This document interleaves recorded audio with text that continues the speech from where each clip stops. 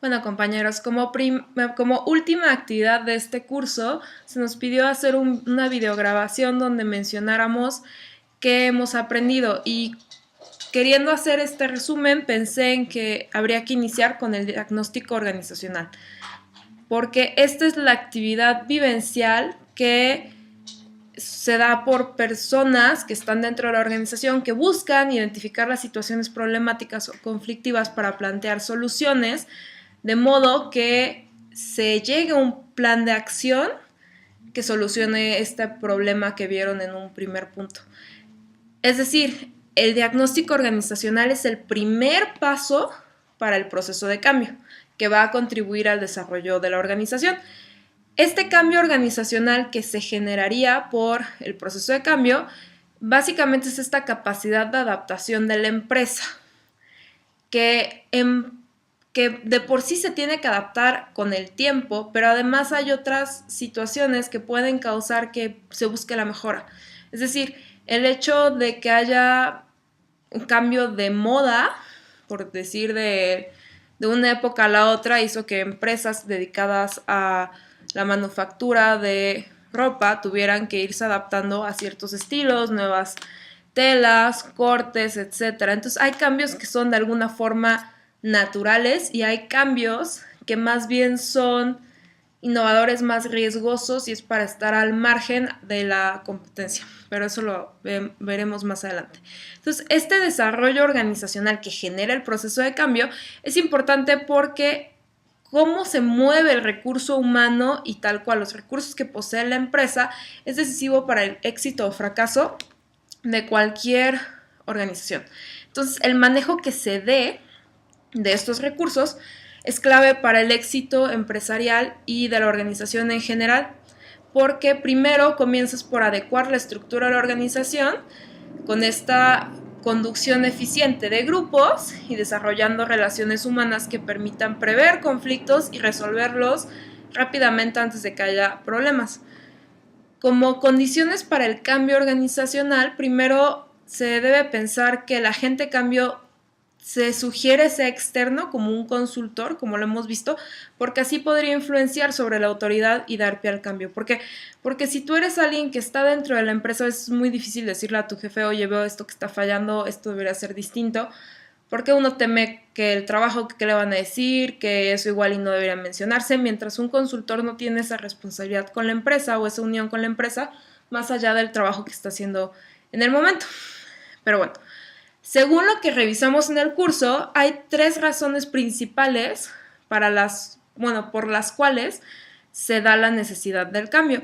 Primero está la crisis estructural, que tiene que ver básicamente con que hay procedimientos que no están funcionando, no están siendo efectivos, hay igual y procesos de selección que no son adecuados o está habiendo mucha rotación o reportan un clima laboral malo, una baja productividad, o sea, algo está sucediendo en la estructura que hay que revisar para ir hacia la mejora. Entonces, lo primero, que es, bueno, la primera necesidad. Otra necesidad está la estrategia competitiva, que tiene que ver básicamente con cómo nos adaptamos a la tecnología para sacar ventajas sobre nuestros competidores. Es decir, quien tenga actualmente una mejor campaña en Facebook, en Twitter, que si tenga un buen servicio a clientes, casi automáticamente va a tener mejor respuesta que quien está ausente de las redes sociales. Porque, por ejemplo, hay una aplicación que me encanta utilizar que se llama Hello Food, que básicamente te ahorra el llamar por teléfono o salir de tu casa. Pides la comida, sale todo el menú, lo pides, unas te cobran el envío, otras no, tienen un mínimo, lo que sea, y en línea pones todos tus datos y te llega la comida a tu casa. Estas empresas que ya dieron ese paso, de alguna manera, gente como yo que no le gusta hablarles por teléfono, ya ganaron todo ese mercado de gente que dice, ok, no tengo tiempo para hablar, entonces ya aquí le pico 4 veces y ya me llega la comida, a diferencia de quienes no están. Entonces ellos tienen esta estrategia competitiva que les da ventaja sobre sus competidores. Entonces ese es un proceso de cambio distinto porque tienes que introducir a tus empleados en la dinámica de estar en una aplicación de este tipo. Entonces ahí hubo un proceso de cambio a los que se adaptaron y que les está dando resultados beneficiosos. Además, también puede ser adaptativa a las nuevas necesidades, otra razón para cambiar. Esto, desde que lo vimos, lo pensé de una manera bastante sencilla. Digamos que tengo un restaurante que está siendo el boom, tras un tiempo de tenerlo muy popular, todo el mundo va, todo el mundo habla de él, pero resulta que es tan popular que todo el día está lleno, que para mí pues, está padrísimo. Pero ya mucha gente empieza a decir, oye, pues ¿para qué voy si está lleno? Mejor voy a ir a otro lado, o mejor ya no vamos a ir porque está lleno. Entonces, a pesar de que pareciera que tú estás muy bien, si tú no tomas la decisión de igual y ampliar tu instalación, hacer otra sucursal, puedes perder a esa clientela que tenías. Entonces, esto sería un proceso de cambio adaptado a las nuevas necesidades que surgen.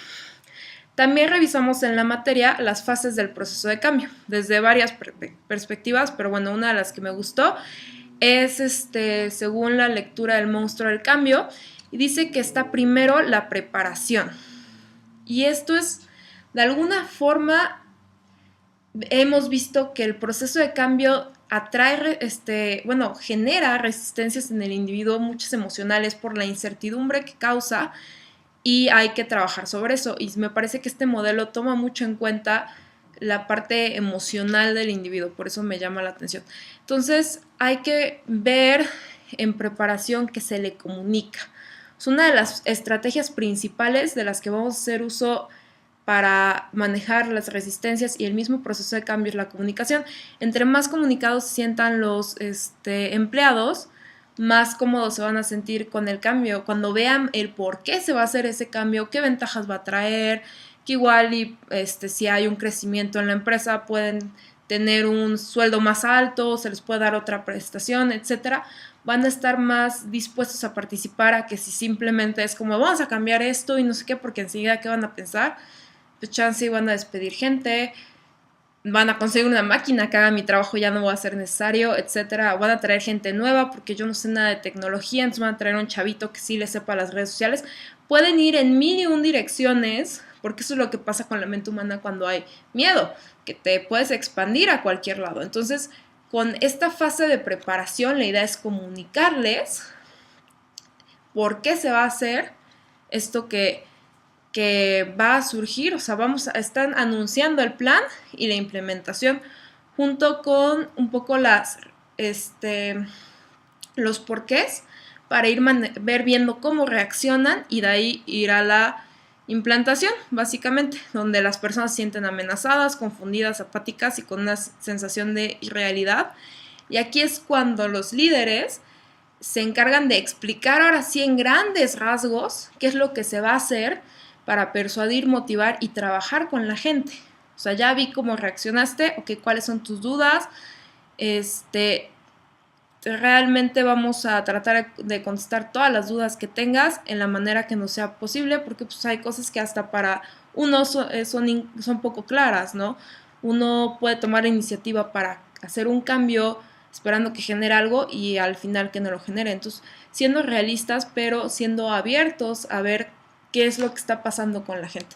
Después se da la determinación, que es la fase más crítica porque es una fase en la que ya se hicieron muchos esfuerzos, pero ya también está uno cansado de este cambio.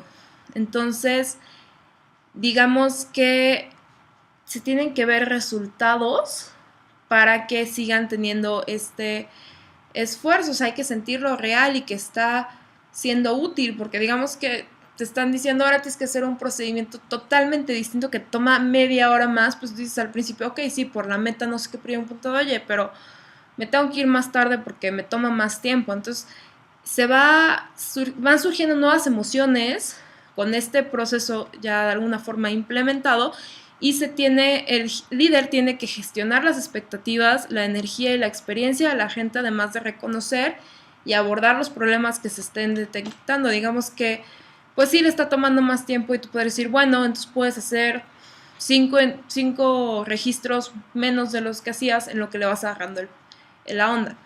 Y ahí de alguna forma ya estás gestionando esta energía para que no lo sientan tan desgastante.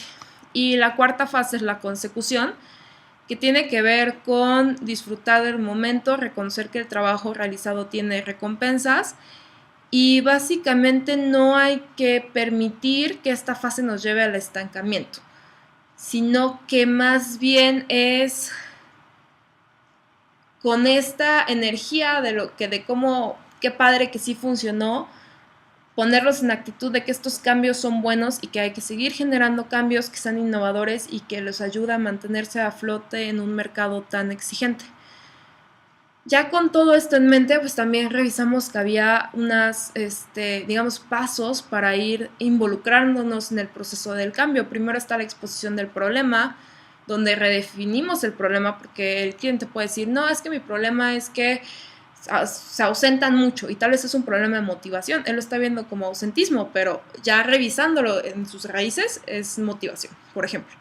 De ahí tenemos que formularnos las preguntas sobre los agentes directos e indirectos, quiénes están aportando, quiénes no están aportando, etcétera, para tener una visión clara y simple de lo que sucede. Hay que irnos una idea muy simple en vez de tratar de complejizar, porque eso ya va a suceder cuando se recopilen los datos. Entonces, ya que encontramos esto, nos quedamos en una situación urgente, a pesar de que puedan haber muchas. Esta es la prioridad, vamos a ir con estas, porque querer abarcar todo pues termina siendo que no abarcas nada. Se plantean los objetivos, se elabora el diagnóstico, que como mencioné muy al principio, pues es el primer paso para el cambio. Se recopilan los datos pertinentes para presentárselos al cliente. Después, bueno, ya cuando tú dices esto es de lo que voy a diagnosticar, pues eliges tu método para recopilar datos, si vas a hacer una entrevista, un cuestionario, las dos, si necesitas del cliente, si no lo necesitas tanto, si lo vas a pedir que te haga un focus group, etcétera, etcétera. De ahí analizas los datos en 3 capas.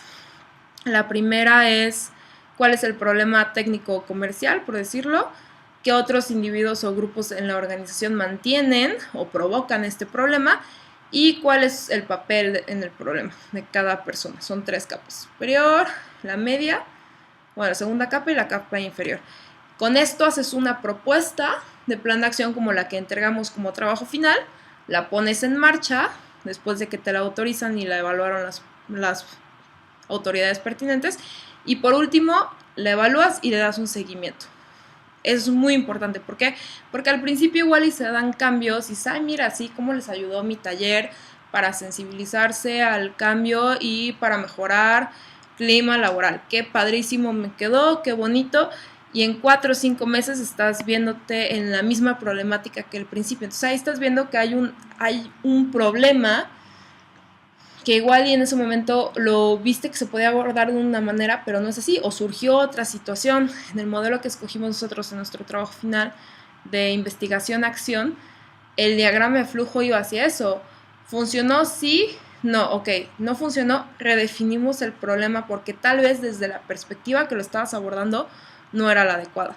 Entonces mucho ir haciendo esto y bueno, como vemos, para sensibilizar es mucho que tiene que ver con conciencia, con entendimiento y con comunicación. Hay que saber comunicarse en el nivel en el que estén, desde las necesidades del otro, y de alguna manera emocionarlos con el cambio, hacer que el cambio sea también de ellos, que se sientan como parte del proceso, que tuvieron una decisión, que se aportó, que nos interesa, y todo esto va a hacer que disminuyan las resistencias al cambio y que la empresa pueda seguir evolucionando.